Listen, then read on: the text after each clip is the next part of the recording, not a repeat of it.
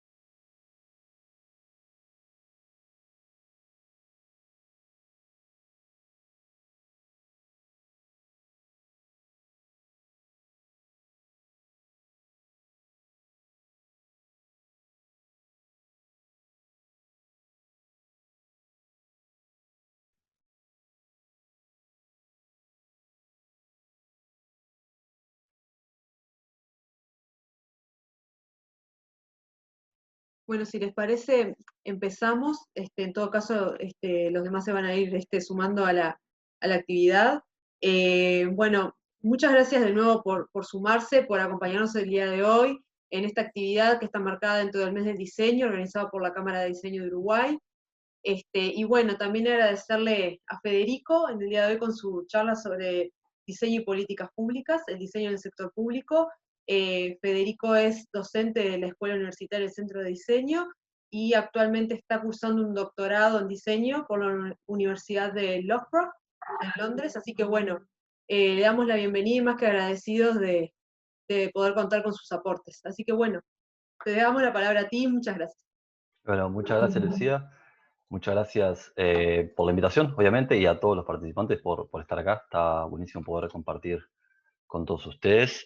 Lo que voy hablando de compartir, voy a arrancar por compartir pantalla, así que podemos ir sobre una presentación que preparé para el día de hoy.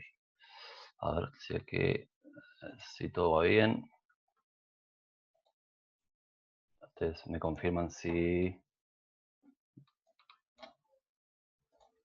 se ve bien. ¿Sí? Perfecto. Bueno, entonces arrancamos y les doy las buenas tardes para todas y todos desde una increíblemente calurosa Londres. Eso no se lo esperaban, pero sí, no los quiero matar de envidia porque me dijeron que estaba frío y feo en Montevideo. Y bueno, tal vez tenemos a alguien más de algún otro lado. Bueno, como adelantaban, la charla de hoy es sobre diseño y políticas públicas, y el diseño en el sector público. Lucía ya me presentó, así que no hay necesidad de seguir con eso.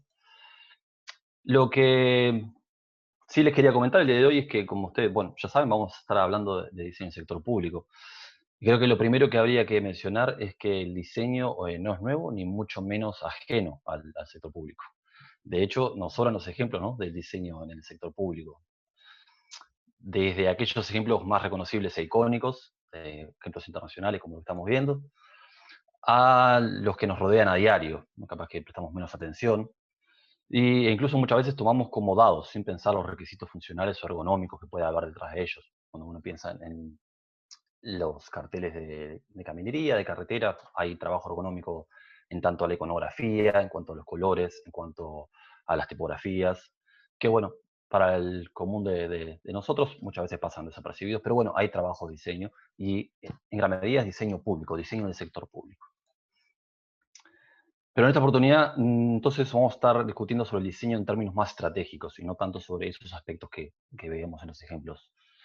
Y para introducir esto, voy a utilizar una herramienta del Centro Danés de Diseño, que se usa para medir la madurez de la integración del diseño en las organizaciones conocidas como la escalera del diseño. Tal vez muchos de ustedes ya la conozcan. Tiene 4 pasos o escalones. Identifica un primero donde la organización no aplica diseño. Piensen que esta herramienta está originalmente pensada para las organizaciones del sector privado. Pero bueno, el primer paso es decir, bueno, esta organización no aplica diseño sistemáticamente. En un segundo paso, identifican al diseño como para dar forma, que ellos llaman el diseño para dar forma, que es el diseño se usa como acabado, forma o estilo de unos productos. Típicamente cosmético, ¿no? Visible en productos, bienes y servicios que una organización ofrece. Un tercer paso, el diseño es un elemento integrado en los procesos de la organización, ¿no? Lo que llaman diseño como proceso. Y el cuarto y último paso, es en el que la organización adopta el diseño como elemento estratégico clave en sus modelos de negocio u operaciones. Y ahí por eso es que aparece la palabra modelo de negocios, que a muchos le rechinará un poquito porque supone que vamos a hablar del sector público. Pero bueno, lo que vamos a estar haciendo es tratar de transformar esta conversación para hablar un poquito en términos más estratégicos. Es en estos 2 últimos pasos en los que nos vamos a detener hoy, y vamos a mirar el diseño en el sector público de una perspectiva principalmente estratégica.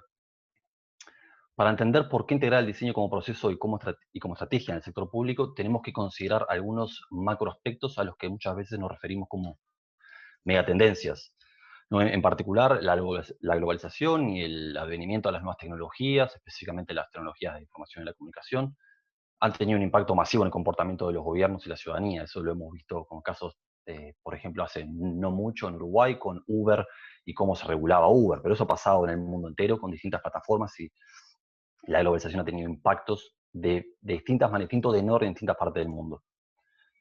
Por otro lado, las crisis económicas y financieras que ocurren cada vez en ciclos más cortos y ahora más que nunca tienen impacto e implicancias globales, por lo que mencionábamos en el punto anterior, ¿no? La globalización hace que las crisis financieras se reproduzcan casi que globalmente en cuestión de meses o en años, a lo sumo. Y una tercera megatendencia es la crisis en las democracias occidentales e instituciones gubernamentales. En general, sociedades con pérdidas de confianza. ¿Sí? Esto tiene que ver con una cantidad de motivos por algunos de los que veíamos previamente, ¿no? Las crisis financieras hacen que baje la confianza que los gobiernos tienen, que los individuos tienen en las democracias occidentales. Y bueno, todo esto ha llevado a una cantidad de cambios sociopolíticos bien importantes en las últimas décadas, como puede ser la Revolución Islandesa del 2009, la Primavera Árabe del 2010, el movimiento de Occupy Wall Street en 2011, también el movimiento de los indignados, bueno, el referéndum del Brexit aquí en Reino Unido en 2016 y las elecciones estadounidenses de 2016. Todas estas cosas las estamos viendo el rol que tiene las redes sociales, que tienen una cantidad de elementos que se dan de forma conjunta para generar estas tormentas perfectas. Y, bueno, una cantidad de otros elementos que ustedes sabrán mejor que yo. En este contexto se ha tornado bastante habitual escuchar hablar sobre la necesidad de hacer las cosas de manera diferente a como se venían haciendo tradicionalmente, sobre todo en las formas de gobernar. ¿Sí? Los gobiernos y los gobernantes aceptan que hay cosas que deberían o podrían hacerse de forma distinta. Nuevos contextos y nuevos problemas requieren de nuevas soluciones y estas típicamente requieren de nuevas formas de proceder. En general, y en gran parte influenciado por los avances tecnológicos de las últimas décadas, la noción de innovación se ha tornado un lugar común en los discursos políticos. Tal vez recuerden el llamado discurso musical de la campaña electoral de 2014 del actual presidente Luis Lacalle Pou, que repetía la frase "vamos a innovar". Esto de hecho es una captura de pantalla de lo que pueden ver, está en el video en YouTube.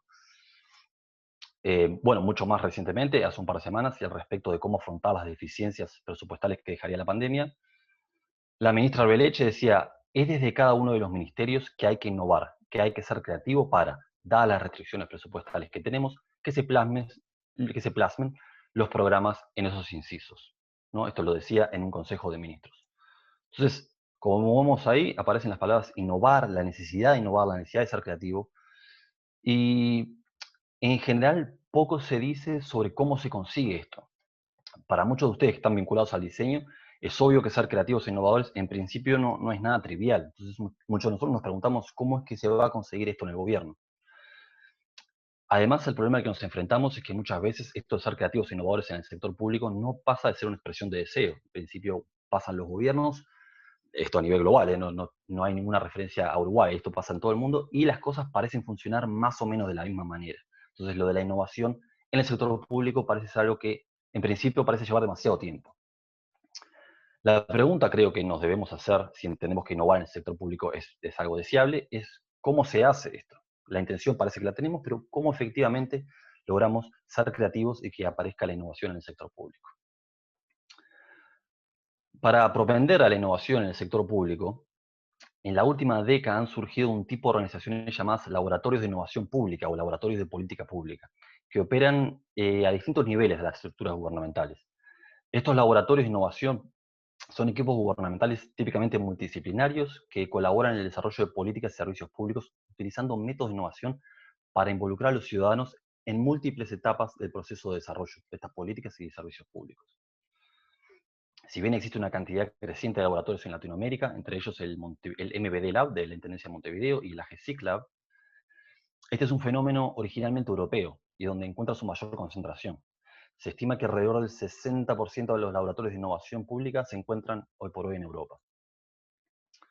Estos laboratorios de innovación utilizan una variedad de métodos que incluyen, pero no se limitan al diseño, el diseño entendido como el diseño de servicios, el diseño centrado en el usuario, el pensamiento de diseño o design thinking, las ciencias del comportamiento, la economía del comportamiento o el nudging, como también se le llama, se le conoce, los ensayos controlados aleatorizados, la ciencia de datos, el big data, el modelado de sistemas dinámicos, I+D digital, coproducción, co-creación, codiseño, etnografía y también metodologías ágiles y lean que vienen del mundo de los negocios, del mundo del desarrollo de software. Pero los tres enfoques dominantes son diseño, datos y digitalización de servicios. De forma similar, los laboratorios de políticas, que son en términos prácticos muchas veces lo mismo que los laboratorios de innovación ciudadana, o si se quiere una subcategoría, apuntan al desarrollo de políticas públicas desde el diseño también.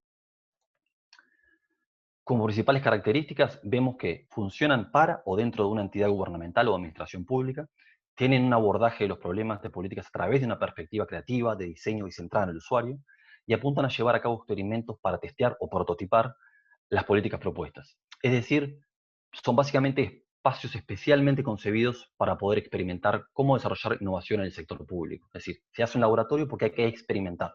Todavía no sabemos cómo implementar, digamos, en todo el Estado a la vez innovación. Entonces estos laboratorios propenden a eso. Antes de continuar, creo que tenemos que hacer un par de aclaraciones que tal vez no sean necesarias para todos, pero para despejar algunas dudas. La primera es que si bien en español usaríamos la misma palabra, cuando nos referimos a las políticas, no hablamos de la política.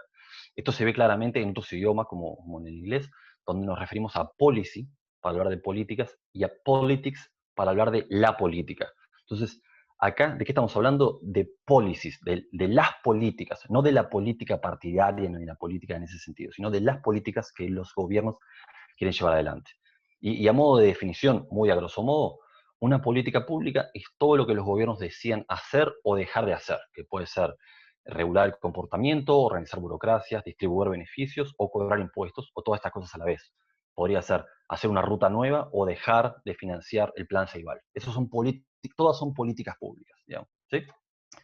La otra aclaración que parece que hay que hacer es que no es lo mismo el diseño de políticas que las políticas de diseño. Y esto creo que es importante porque las políticas de diseño en general refieren a las políticas de promoción de diseño, que por ejemplo un país o una empresa pueden adoptar. Mientras que el diseño de políticas refiere al proceso de desarrollar las políticas. Y eso es lo que vamos a estar mirando ahora nosotros. No miramos cuáles son las políticas de diseño que, por ejemplo, la Cámara de Diseño puede estar queriendo impulsar en Uruguay, sino a cómo se diseñan políticas. ¿Sí? Capaz que estas aclaraciones son de perogrullo, pero me parece que es interesante sacarlas del camino.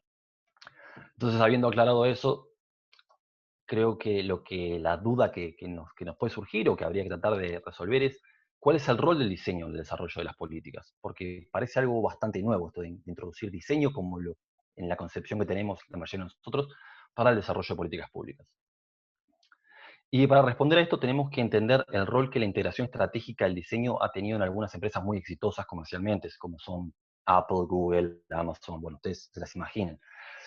Yo creo que esto es clave porque en gran medida el diseño del sector público tiene como antecedente el diseño del sector privado. Es decir, algunos estados o algunos gobiernos han entendido que que les vaya bien a empresas del sector privado por incorporar diseño a nivel estratégico, debe decir que si nosotros lo hacemos, nos va a ir bien también. Entonces, es un poco la lógica que se ha seguido para integrar el diseño a nivel estratégico en el sector privado, en el sector público, disculpen.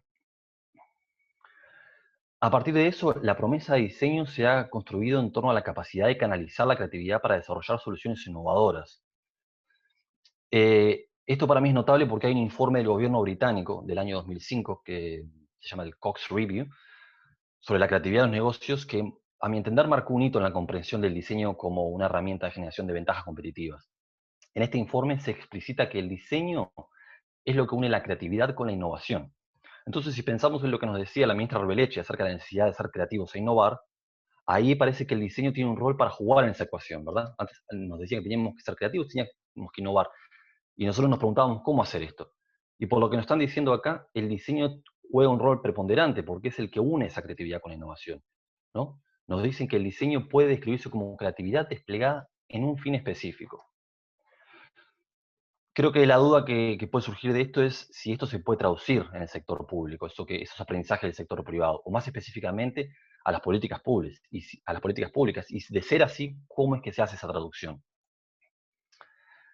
Algo que en ese sentido nos puede ayudar a entender es la digitalización de servicios públicos y la necesidad obvia de contar con diseñadores, ya sean web, gráficos, de experiencia de usuario, de servicios y otros, que brinden soporte para la migración de servicios públicos, típicamente a través de una ventanilla, para la web, así como para el desarrollo de nuevos servicios en línea. Es decir, cuando uno va a desarrollar un servicio web o cuando va a migrar un servicio que antes se hacía a través de una ventanilla a un servicio web, el rol del diseñador parece bastante evidente. Uno precisa de un diseñador web, por ejemplo, o precisa de un diseñador que entienda cómo es el proceso, si hay pagos, cómo funciona la pasarela de pagos y demás.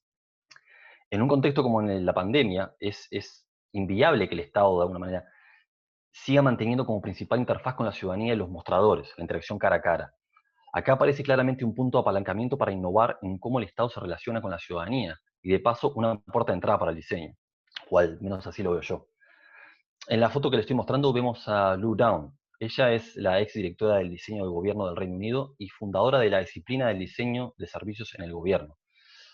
Con ella, el servicio digital del gobierno, que es lo que se conoce como el GDS, pasó de ser una pequeña unidad en el gobierno a tener hoy por hoy más de 1000 diseñadores, convirtiéndose en uno de los equipos de diseño más grandes e influyentes del Reino Unido, que ha ganado premios y reconocimientos no solo a nivel local, sino a nivel internacional. Lu, que sostiene que el futuro de la transformación gubernamental está en mejor diseño, fue votada como una de las mejores 50 líderes creativos del Reino Unido por la revista Creative Review, y es una de las 100 personas más influyentes del mundo en el gobierno digital para la plataforma Apolitical, capaz hayan escuchado de ella.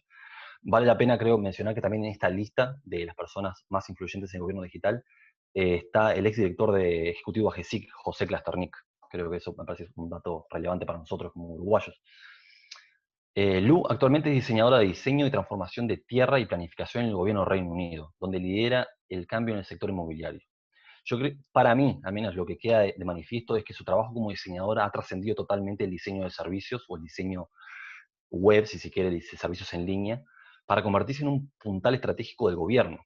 Ella creo que ha logrado demostrar que el diseño tiene un lugar estratégico en el gobierno y por eso es que se ha podido mover dentro del gobierno en otras áreas, hacer por cosas que no tienen nada que ver ya con los servicios digitales. Entre otras cosas, ella ha lanzado un libro el año pasado que se llama Good Services, que, bueno, es un bestseller en Amazon. Pero además, creo que algo bien interesante es que en su paso por el servicio de gobierno digital, el GDS, como aparece en el título, ella contribuyó con la definición del decálogo de principios de diseño. Algo a lo que al menos yo no tengo referencias previas. Es decir, yo no recuerdo que principios de diseño, como uno puede pensar en decálogos que existen de diseñadores famosos, nunca hayan surgido del sector público. Esto para mí es un cambio bastante paradigmático. Ahora es el sector público que está diciendo, miren, cuando uno va a aportar servicios a la digitalización, al mundo digital, hay una cantidad de principios que podría seguir o que sería deseable seguir. Esto surge del sector público. Para mí es algo sin precedentes, pero bueno, tal vez alguno de ustedes tenga un ejemplo, estaría genial escucharlo después. Yo creo que lo que podemos ver acá, lo que nos deja ver todo esto, es que el entendimiento del diseño como un factor fundamental para la innovación e indispensable para la digitalización de servicios ha hecho que el diseño permee otros ámbitos. Ha llevado a la integración de equipos de diseño en diferentes niveles gubernamentales, al menos en algunos países europeos o en los países en los que esto tiene al menos 10 años, como son Dinamarca, el Reino Unido, Finlandia. En muchos casos ha sido a través de los laboratorios que mencionábamos previamente, ¿no? Unidades específicas que tratan de integrar estas lógicas de diseño para innovar y que después, en algunos casos, como empieza a pasar de forma más orgánica, se empiezan a distribuir porque las personas se mueven dentro del gobierno o porque estas unidades dejan de existir como tal, pero esos recursos humanos, esos aprendizajes, quedan dispersos en el sector público. En el Reino Unido en particular, el Policy Lab, que además de ser como la topología, ¿no? la tipología de estas unidades, el Policy Lab es uno que se encuentra en el Cabinet Office, digamos, en el gobierno central, se ha transformado en uno de los principales referentes mundiales, junto con el Policy Lab lo que fue el Policy Lab de Dinamarca, que se llama Mind Lab, fueron de alguna manera como los referentes globales para la mayoría del resto de los Policy Lab a nivel global. Muchos, inclusive en Uruguay, han tenido contacto directo con ellos, han tenido capacitaciones y demás. El trabajo que ellos hacen, en particular el Policy Lab en el gobierno central del Reino Unido, trasciende la digitalización de servicios, poco tiene que ver con eso. Ejemplo del trabajo reciente del Policy Lab, que es lo que les estoy mostrando en esta diapo, es un trabajo que han hecho con el equipo de tecnología marítima del Departamento de Transporte, lo que sería el Ministerio de Transporte, donde muestra el uso del diseño especulativo. En este proyecto, por ejemplo, lo que hacían era, o el objetivo del proyecto era ayudar al equipo de políticas a dar forma a su visión futura y estrategia tecnológica a través de una serie de talleres de co-creación con todas las partes interesadas, donde, entre otras cosas, lo que discutían era cómo sería la reglamentación para flotas autónomas de carga y de pasajeros.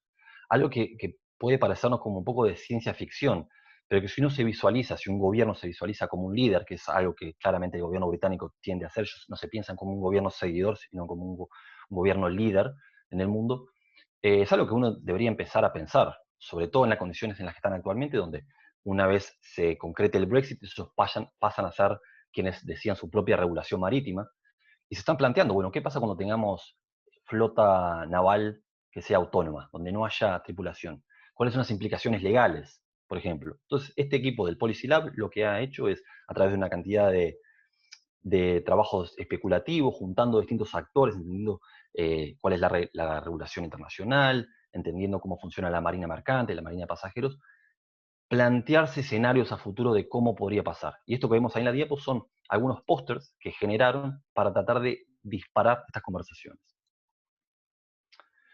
Hoy por hoy, la integración del diseño estratégico ha trascendido en muchos casos a los laboratorios, como mencionábamos antes. Y existen comunidades de práctica donde diseñadores, trabajando para el gobierno, discuten, comparten y brindan soporte sobre cómo implementar diseño a los problemas gubernamentales que les toca afrontar. El GovDesign, por ejemplo, que esto es la foto de portada de su sitio web, básicamente es eso, es una red de servidores públicos que lo que hacen es trabajar desde el diseño. ¿Y qué hacen? Se juntan. Esta es una red internacional, de hecho. Lo que hacen es tienen conferencias internacionales, conferencias locales también, digamos, aquellos servidores públicos que están trabajando en Canadá se juntan en Canadá, los de Francia en Francia, los de Nueva Zelanda en Nueva Zelanda, pero cada tanto también tienen eventos globales. Y básicamente se trata de compartir experiencias de cómo implementan el diseño a nivel estratégico en el gobierno para resolver problemas que de pronto son cotidianos, pero que la estructura, mediante los caminos habituales, tiene problemas para desarrollar soluciones que sean eficaces para la ciudadanía. Entonces, estos diseñadores del sector público se juntan para generar charlas o para poder generar nuevo conocimiento. Bueno, como les comentaba, organizan charlas y demás.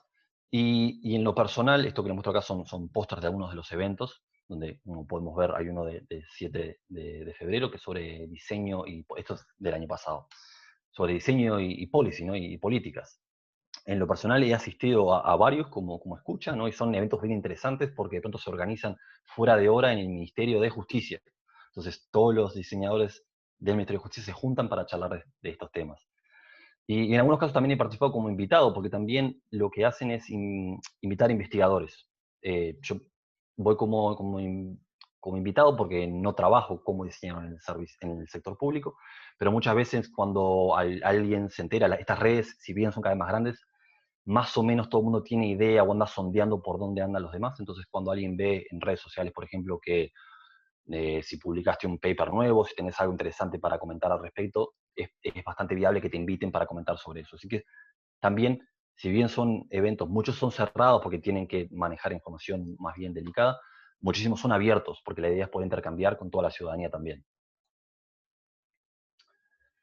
Si se preguntan puntualmente quiénes son estos diseñadores en el sector público, es una pregunta que yo me hacía cuando empecé mi investigación, ahí la respuesta no es tan obvia. Por lo pronto, en Europa todavía no existen programas académicos que formen diseñadores de políticas, tal como eso, policy designers, digamos, no existe y son escasos los cursos que ofrecen una perspectiva sobre el trabajo que estos llevan adelante. Yo creo que es interesante esto porque es un caso claro donde la demanda profesional se ha movido mucho más rápido que la oferta académica. Y hoy en día los roles de diseñador de políticas, que si bien es incipiente el rol, ya existe como título profesional. Hay policy designers, hay diseñadores de políticas trabajando en los gobiernos, sin duda en el gobierno británico. Son gente que estos cargos están ocupados con gente de distintos perfiles. Entonces yo ahí les ponía una lista que no es exhaustiva, pero típicamente incluye etnógrafos, antropólogos, sociólogos, cientistas del comportamiento, psicólogos, diseñadores e investigadores en diseño. Creo que es interesante ver que los diseñadores de políticas no necesariamente son diseñadores profesionales, ¿no? Hay gente que son etnógrafos y lo que saben hacer es justamente hacer investigación de tipo etnográfica, tratar de conseguir insights sobre algunos grupos poblacionales de tipo cualitativo, y eso es muy bien valorado hoy por hoy. Entonces lo que hacen es tratar de juntar investigación de tipo cuantitativa con investigación de tipo cualitativa. Entonces eso puede resultar en que un etnógrafo consiga trabajo como policy designer. Para mí eso es una novedad. Del otro lado de la pantalla lo que le mostraba son los programas de posgrado en diseño y políticas públicas. Y, digamos, lo que quería hacer es mostrarles que no hay una coincidencia específica, digamos. No existe un programa hoy por hoy, al menos en Europa, hasta donde yo sé, que forme diseñadores de políticas. Hay una cantidad de perfiles profesionales que pueden eventualmente terminar como policy designers, que me parece algo también bastante interesante. Se me pasaron algunas diapos rápidas. Disculpe. Yo creo que esto de alguna manera tiene que ver con la pregunta que se hacía Vladimir Suja, que fue el exdirector, bueno, es el exdirector del Centro de Investigación Conjunta de la Unión Europea, que en un foro sobre el futuro, él se preguntaba quiénes serán los hacedores de políticas del futuro. Porque justamente notaba eso, ¿no? Las problemáticas sociales cada vez son más complejas, hay más presión para los gobiernos para que puedan entregar realmente valor, para que solucionen los problemas de la ciudadanía, pero los recursos parecen ser más escasos y las personas que ocupan esos cargos, los servidores públicos, no tienen un entrenamiento que vaya más allá de lo que ya sabían hacer. En general son cargos funcionales. Entonces, la pregunta es bien válida. ¿Quién va a ser en el futuro la persona que diseñe las políticas? No, capaz que hay un lineamiento político importante, pero ¿quién es en el que en el ministerio llega con la resolución de cómo se implementa esa política? ¿Cuáles son los detalles? ¿Qué quiere decir que uno vaya a dar un beneficio en términos de descuento de IVA, por ejemplo? ¿Cómo se implementa eso? ¿Quiénes redactan esas cosas o quienes las llevan a la práctica? No es tan obvio, cada vez se hace más difícil saber quiénes van a ser, cuáles son las capacidades y las habilidades que deban tener. Lo cierto es que esto es un proceso de desarrollo, porque como les comentaba, está pasando. Si bien viene pasando hace casi 10 años, sigue en desarrollo, y de momento solo puedo comentarles cuáles son las habilidades y competencias que, por ejemplo, tienen los diseñadores de políticas en Reino Unido, que de hecho son bastante diversas. Y más allá de conocimientos específicos, incluyen habilidades prácticas y también habilidades blandas, implican también determinadas mentalidades, determinadas formas de pensar.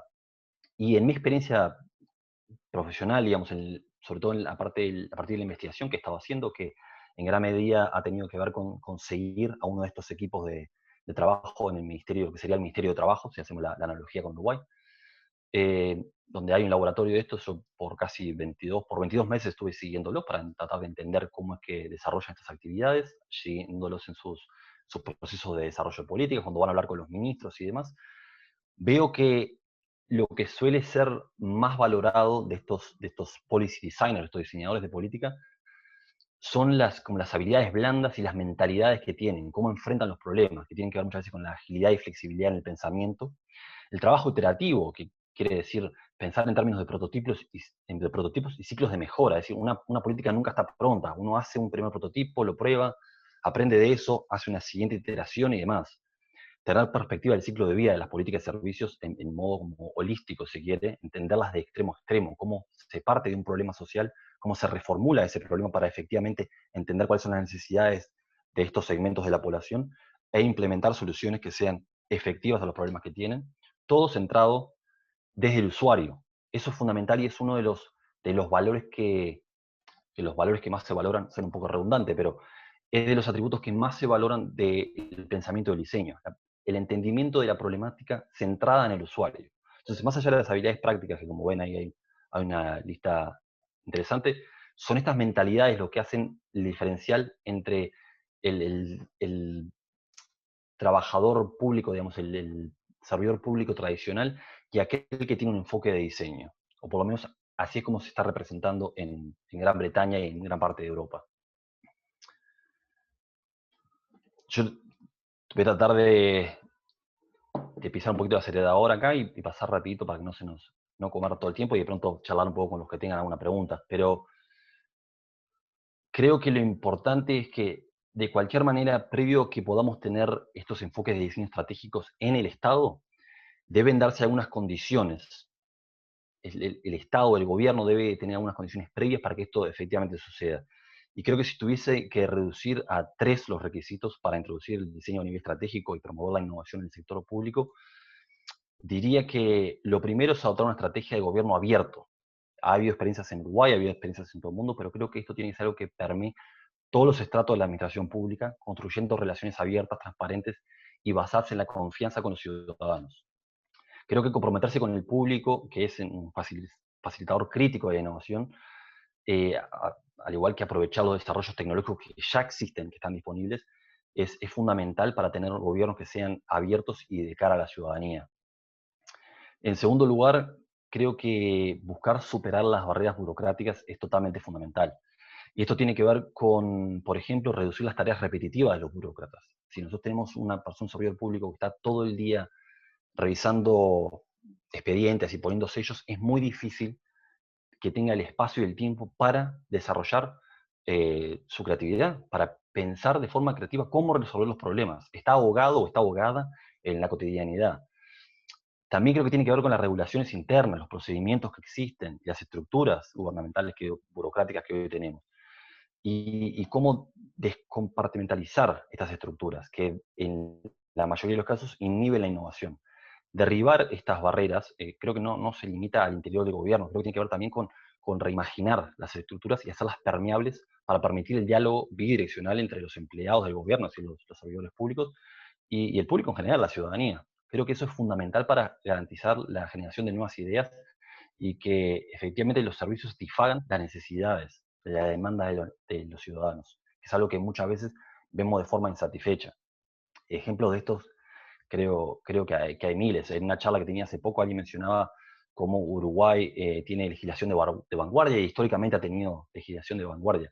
Y es cierto, no menos cierto es que muchas veces esta legislación no está centrada en el usuario. Casos creo que paradigmáticos podría ser la regulación de la marihuana en Uruguay, que si bien se entendía que era algo que podía hacerse para, digamos, sacar un problema que se entendía como mayor, que era el narcotráfico, claramente la regulación no está centrada en el usuario, no estaba centrada en el consumidor. Implica una cantidad de barreras nuevas burocráticas que difícilmente el usuario puede haberse sentido escuchado. O sea, si bien hubo instancias de consulta pública, creo que las barreras burocráticas deben redibujarse para que este tipo de consultas no sean como algo puntual, sino que sea parte de un proceso de codiseño donde se entiende realmente las necesidades ciudadanas. Y que poco tiene que ver con cosas como presupuesto participativo, creo que pasan mucho más allá de eso. Y como tercer y último punto, diría que es fundamental capacitar y empoderar a los servidores públicos como expertos en sus áreas, porque nadie, digamos, sabe mejor que ellos qué es lo que hay que hacer para mejorar uno de los problemas que existen hoy por hoy en la burocracia. Y más que nada para favorecer la innovación, es decir, darle esos lugares, darle esos espacios y darle las capacidades, ¿no? Enseñarles cuando hablamos de design thinking, cuando hablamos de co-creación, cuando hablamos de prototipado, poder transmitir estos conocimientos a los servidores públicos para que ellos se apropien de estas tecnologías sociales, de estas características del pensamiento para poder ser más creativos. Y sobre todo para favorecer el intraemprendimiento, que esto quiere decir en gran medida reducir los riesgos para los intraemprendedores. Uno se habrá encontrado más de una vez, ha sido mi experiencia y probablemente sea la experiencia de muchos de ustedes, en cualquier gobierno del mundo, donde el servidor público difícilmente se aleje del protocolo porque sabe que pueden meterse en problemas si lo hace. Y obviamente eso tiene que ver con fiscalización, tiene que ver con transparencia, tiene que ver con entender que un servidor público no puede hacer lo que le parezca, sino que tiene que seguir determinados protocolos.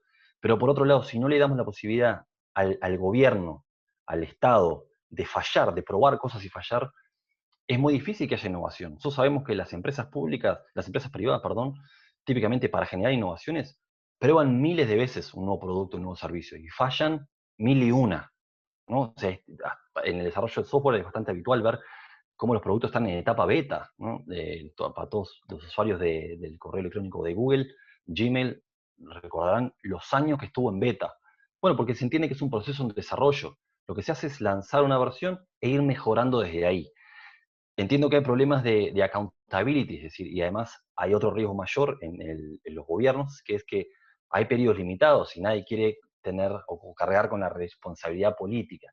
Pero creo que es parte de ser sociedades más avanzadas el poder diferenciar entre lo que es el Estado, el aparato estatal y el gobierno.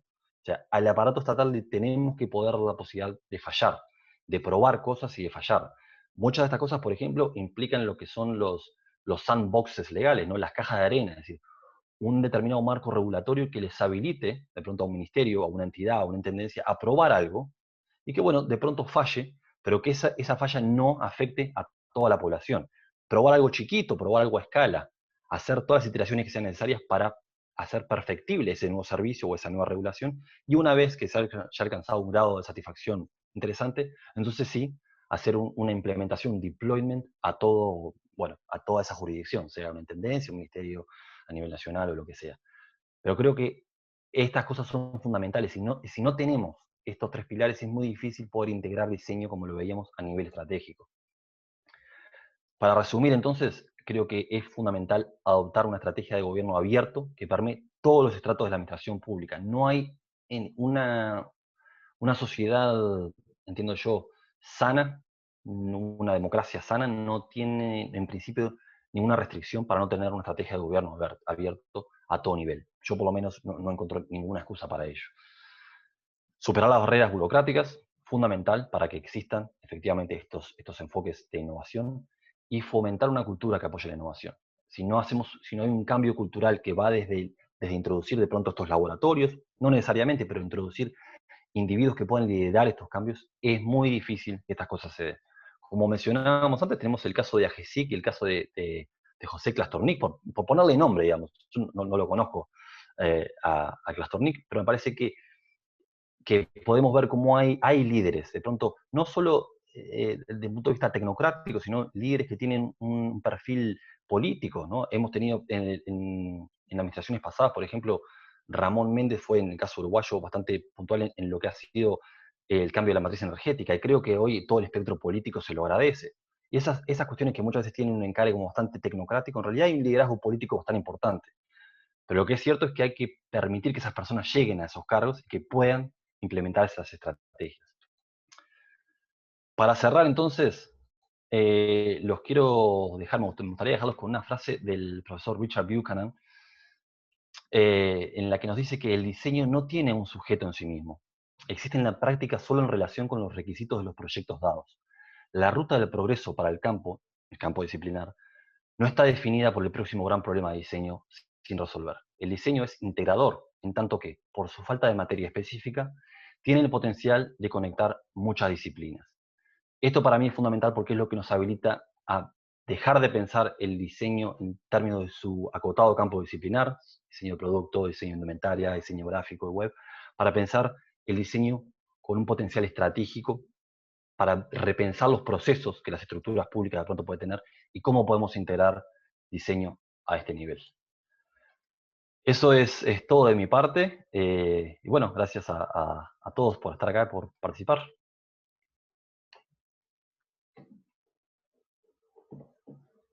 Muchas gracias, Federico. Bueno, invitamos a quienes están presenciando la actividad que puedan acercar sus preguntas. Aquí aplausos, ya sea por el chat o si quieren liberar el micrófono, por favor, siéntanse libres de aprovechar también que tenemos a Federico acá, si bien es docente y entiendo que quizás pueden haber algún alumno o colega por allí, capaz que estaría bueno poder acercar preguntas. Así que bueno, adelante por favor, no sean tímidos. A ver, acá viene el chat. No, por ahora son solo felicitaciones de tremendo, buenísimo. Bueno, muchas gracias a todos. Espero no haber apabullado. Este, Y creo, ya que les paso un chivo al respecto, ya que está por ahí mi colega María Ferreira, que ya está haciendo su doctorado también en Helsinki, está trabajando el tema, no solo está trabajando el tema, sino está trabajando el tema de los laboratorios de innovación pública en Latinoamérica, y tiene algunos casos bien interesantes sobre la GESIC Lab y el Montevideo Lab, o sea que me parece que si tiene alguna consulta específica sobre Uruguay, que ella seguro va a saber mucho más que yo.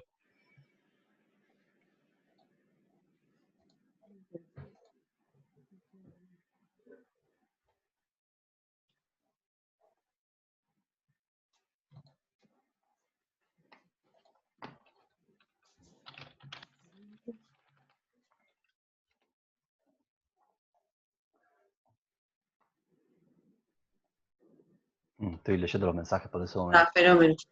me sonrío, pero bueno, me parece que no quedaron, espero no haberlos apabullado mucho a todos, a todas.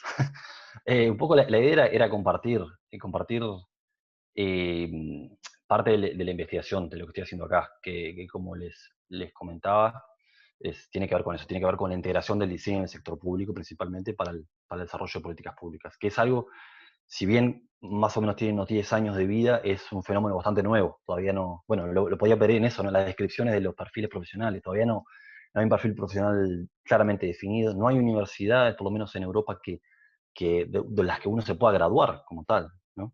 Me parece que es un proceso bien interesante.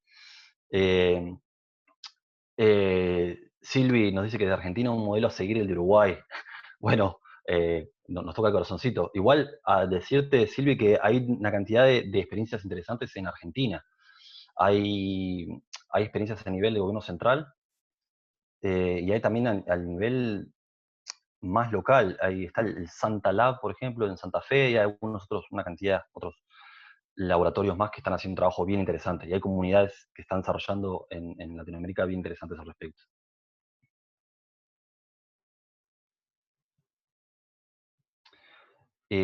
Patricia decía, no hay un perfil definido y quienes lo hacemos debemos de explicar todo el tiempo nuestro rol. Yo creo que eso es una discusión que esta semana justamente tuve con colegas de la UDELAR.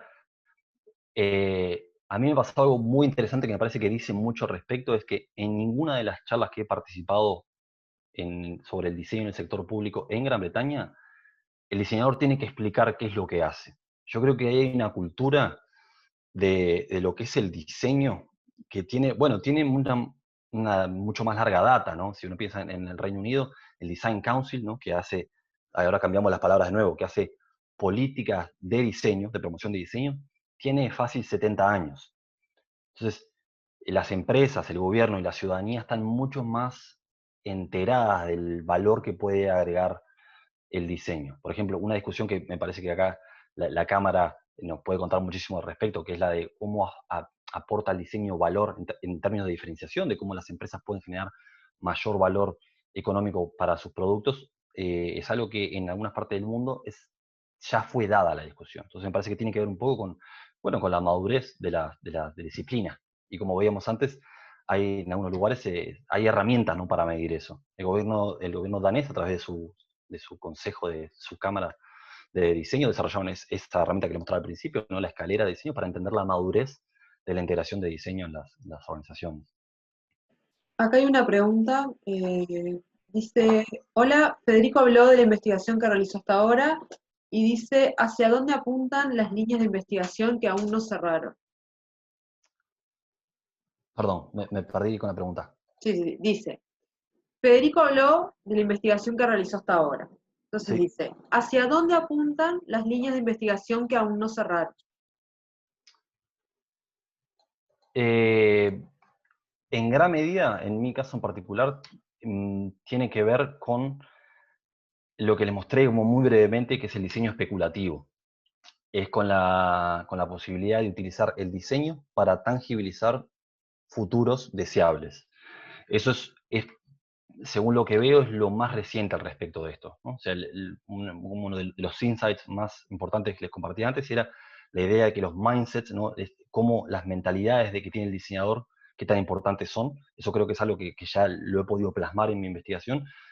Lo que todavía estoy definiendo es cuál es el rol que juega el diseño en la prospectiva, lo que en inglés en general se conoce como foresight. La posibilidad de utilizar el diseño para tangibilizar posibles futuros y hacer estrategia acorde, ¿no? De nuevo, en muchos países, en Uruguay también se hace, hay grupos de estudio al respecto, que piensan en la estrategia a largo plazo del país, ¿no? Por ejemplo, piensan cuáles son las condicionantes de la población, porque a esta tasa de crecimiento la población solo va a decrecer. Entonces, hay trabajo prospectivo en Uruguay. Lo que yo no he visto es la integración del diseño ahí, y eso sí lo estoy viendo acá. Estoy viendo cómo algunos de estos grupos estratégicos, a las esferas más altas de gobierno, empiezan a incorporar diseño para tangibilizar estos escenarios y poder tener discusiones más ricas, como el ejemplo que les mostraba de los barcos o las flotas no tripuladas. Ahí Mauro nos pasa el dato de que en 1947 surge el Design Council en Gran Bretaña. Me parece que eso es un dato bien importante, ¿no? Acá hay otra pregunta, Uh-huh. Camila. Dice, bueno, felicitaciones, muy interesante la charla. Y dice, me pregunto desde una mirada más ontológica del diseño. ¿Qué pasa cuando la innovación va de la mano con políticas progresistas en el sur, en el sur global? Es decir, en un territorio históricamente colonizado, la innovación en legislación, como llamaste, de vanguardia, no solo no se centra en el usuario, sino que lo desplaza. Esa es una discusión bien interesante, por muchísimas puntas. A nivel ontológico, en términos de la ontología del propio diseño, hay una discusión muy fuerte que está dando en el momento que tiene que ver con descolonizar el diseño, ¿no? O sea, hay una cantidad de Arturos bien importante, quiere decir una cantidad de autores, y uno de los autores es Arturo Escobar.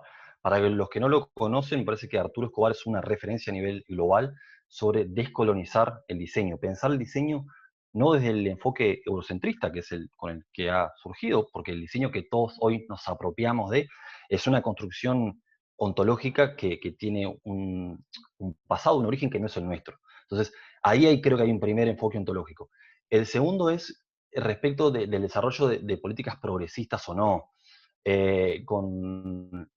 Con María, que la mencionaba previamente, tuvimos en 2018, si no me equivoco, una charla en Irlanda. Facilitamos un grupo de trabajo, una conferencia, donde hablábamos del uso de la coproducción o la co-creación, el codiseño, como una herramienta que en general es vista porque aporta un valor en pos de la democracia. Dice, bueno, uno incluye actores o voces que generalmente no están siendo escuchadas por las esferas políticas, entonces esto es lo que hace, el introducir lógicas de co-creación, de codiseño, es más democrático. Sin embargo, tenemos en Uruguay mismo legislación que uno podría entender como claramente progresista o claramente democrática, por ejemplo, el Plan Ceibal, donde el origen es para nada democrático. De hecho, es un lineamiento top-down. Es el Poder Ejecutivo que dice, vamos a hacer esto y lo vamos a hacer pese a la gran negativa de grandes sectores de la población. O sea, si se remontan para atrás al comienzo del Plan Ceibal, cuando sale la propuesta del Plan Ceibal, sindicatos de maestros, grupos de la sociedad civil, muchos segmentos del espectro político estaban en contra del Plan Ceibal. Pasados 10 años, nadie se anima a tocar el Plan Ceibal. Ya se entiende que es un valor, hace una política progresiva y democrática, porque ha democratizado la tecnología, va en línea con lo que son, va en línea con los direccionamientos del gobierno digital, pero su origen no es coparticipativo en ese sentido. Entonces, a nivel ontológico, que esto facilite políticas más progresivas o más progresistas está en discusión. Y creo que otro punto a mencionar es que, por ejemplo, hay experiencias como el laboratorio de gobierno o de innovación en Chile, ¿no? En el gobierno chileno, donde ha logrado cambiar de color político, ¿no? Y creo que en gran medida lo ha logrado hacer por adaptar su discurso. Es decir, en un gobierno socialista como el de Bachelet, donde se funda este laboratorio, la lógica es la de justamente la de generar políticas innovadoras más democráticas. Tenemos más democracia en el desarrollo de nuestras políticas. Cambia el color de gobierno y ahora el enfoque al laboratorio cambia. Dicen, bueno, nosotros lo que vamos a hacer es hacer el gobierno más eficiente, ¿no? Que en las lógicas de autoridad de los gobiernos típicamente neoliberales es algo que está en consonancia. Entonces, lo que quiero decir es que estas introducciones del diseño, de la innovación en el sector público, todavía nos falta mucho tiempo para determinar ontológicamente cuáles son las repercusiones que tiene. Y no hay estudios realmente serios al respecto. No se puede decir en principio nada categórico al respecto. Me parece que está muy buena la consulta o el comentario. Después hay 2 consultas más. Sí. Te digo por aquí.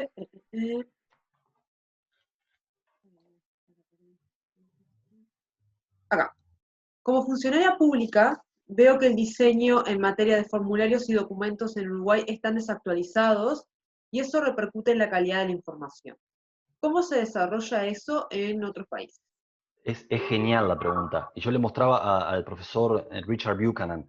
Richard Buchanan es un profesor americano, yo tuve la oportunidad de conocerlo acá, y parte de su trabajo, por ejemplo, a nivel académico, pero trabajando en sinergia con el sector público, fue, por ejemplo, en el gobierno australiano, donde se encargaron de rediseñar todos los formularios de lo que sería nuestra DGI, digamos, todos los formularios que tenían que ver con cuestiones impositivas, cómo uno declara los impuestos a nivel individual o a nivel empresarial, y a partir de bueno, fue como una suerte de consultoría, si quiere, donde hubo un equipo de diseño, pero lo que se buscó es que los funcionarios públicos que estaban trabajando ahí entendieran no cómo ahora este nuevo formulario era mejor, sino que entender cómo es que se desarrollaba este nuevo formulario mejor, por qué era mejor. Y el día de mañana no tener que requerir de otra consultoría, sino que poder usar alguno de estos principios de diseño para cada trabajo pensarlo desde ese lugar. Entonces, el trabajo de formularios es una pregunta que es genial porque es algo bien claro en lo que podemos ver cómo el diseño tiene el diseño del proceso, de entender el proceso y el formulario como una parte del proceso, tiene que ver con el desarrollo de innovación. Por poner un ejemplo bien simple ahí, se acordarán algunos de cómo antes cuando uno iba a solicitar el pasaporte tenía que ir primero al Ministerio del Interior a que le dieran el certificado de buena conducta y después llevar ese mismo formulario o ese mismo certificado a otra dependencia del Ministerio del Interior o Relaciones Exteriores para que se le expidiera el pasaporte. El rediseño de los procesos tiene que ver justamente con eso, con entender que el Estado no debe estar en silos, ¿no? El aparato estatal puede perfectamente comunicarse entre sí mismo y no depende del ciudadano. ¿Por qué le pedimos al ciudadano que mueva un papel de A a B? Pero eso implica un trabajo sistémico importante de que alguien se ponga a pensarlo, pero tiene que tener el tiempo. Hoy por hoy, y le pido disculpas a la funcionaria porque va a conocer mejor la realidad que yo, me parece que el tiempo no está dado, ¿no? La mayoría de los funcionarios están hasta acá de trabajo y no pueden ponerse a rediseñar los procesos. Además, que en la mayoría de casos no tienen autonomía. Así decidan algo nuevo. Es como, bueno, muchas gracias, pero vos tenés que seguir haciendo tu trabajo. O sea que eso a modo de ejemplo, pero me parece un caso bien puntual donde el diseño a nivel de los procesos tiene un valor agregado imponente.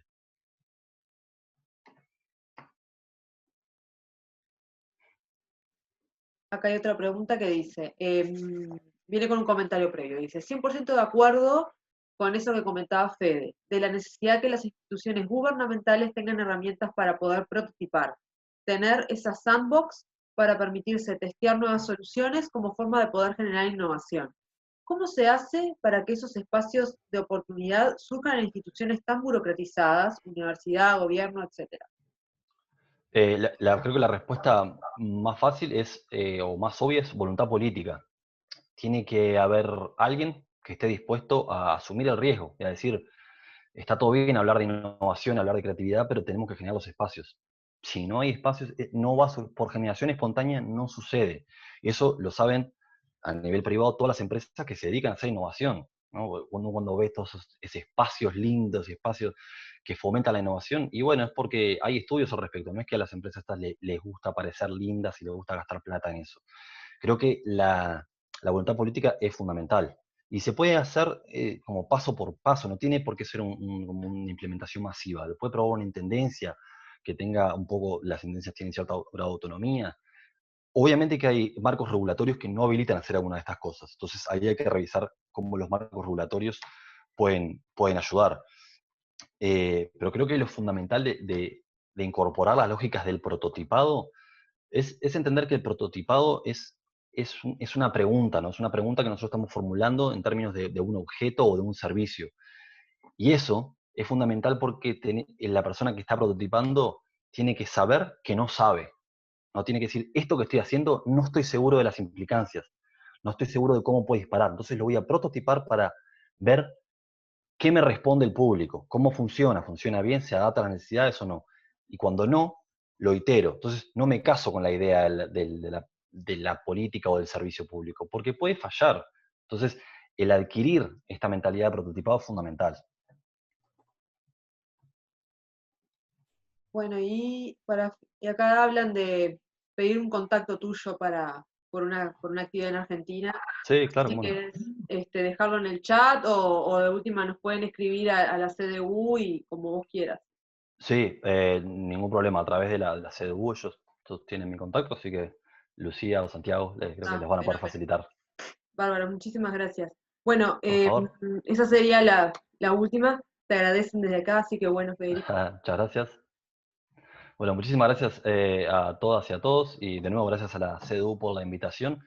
Y bueno, viendo a ver cuándo la próxima vez que esté por el paisito empezamos a ver alguna de estas cosas caminando. Gustazo verlos y saludos desde Londres. Chao, Federico, que pases muy bien. Muchas Chao, chao, gracias muchas a gracias. todos.